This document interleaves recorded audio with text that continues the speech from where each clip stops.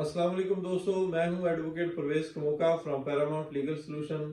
आज मैं आपको बताऊंगा कि अगर आप के खिलाफ कोई सिविल कोर्ट में केस होता है तो आप उसमें पेश होते हैं, लेकिन किसी वजह से आप रिटर्न स्टेटमेंट जवाब दावा नहीं दे सकते और आपका राइट स्टक ऑफ हो जाता है, तो उसमें कोर्ट का क्या पॉइंट ऑफ व्यू है।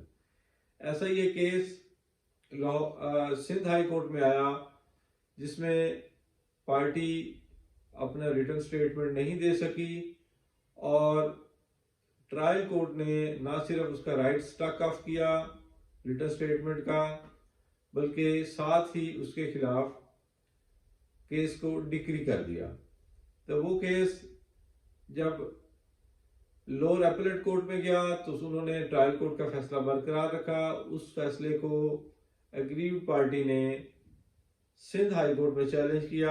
सिंध हाई कोर्ट ने उसमें ये होल्ड फरमाया, वो दोनों जो फैसले थे, डिसीजंस थे, उनको सेट असाइड किया और सेट असाइड करने के साथ ही होल्ड फरमाया कि जो struck off right struck off करना है अंडर ऑर्डर 8 रूल 10, वो इटसेल्फ एक पीनल प्रोविजन है और उस पीनल प्रोविजन के तहत जब किसी भी पार्टी का राइट स्टक ऑफ करते हैं तो उसके साथ केस को डिक्री कर देना एक अनफेयर और इलीगल है।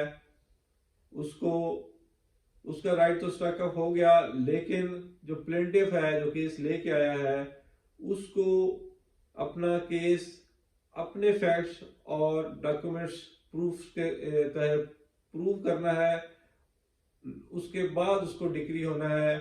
इस तरह जल्दी में सिर्फ मुद्दा है जो डिफेंडेंट है उसकी तरफ से जवाब का ना आना और उसका राइट स्टक ऑफ हो जाने, स्टक ऑफ कर देने से प्लेंटिफ का राइट एक्रू नहीं होता, लिहाजा ये इलीगल है।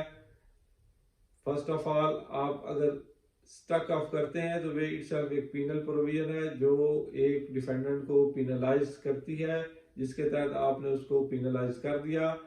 और ये जो प्रोविजन है इसको इस्तेमाल करने से पहले ये भी होल्ड किया, इसको इस्तेमाल करने से पहले आपने एक दफा डिफेंडेंट या पार्टी जिसका आप राइट स्टक ऑफ कर रहे हैं उसको वार्न करना जरूरी है।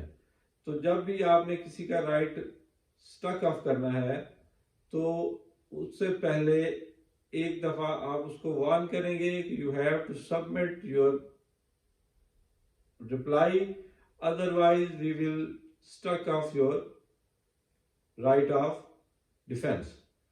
तो इस केस में चूंकि कोई वार्निंग ऑर्डर नहीं था, तो ये दो बातों को बुनियाद बनाते हुए ऑनरेबल सिंध हाई कोर्ट ने उन दो डिसीजंस, लोअर कोर्ट और लोअर अपीलेट कोर्ट के डिसीजन को सेट असाइड फरमाया और केस को रिमांड फरमा दिया।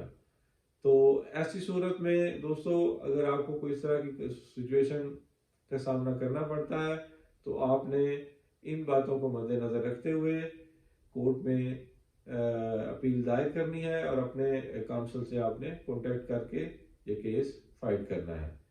तो ये थी हमारी, बल्कि इसमें मैं आपको बताता चलूं, ये केस था 2022 2022 CLC 1680 professor Nisar Ahmed Khan versus Institute of Business Administration, Sindh High Court का ये फैसला था।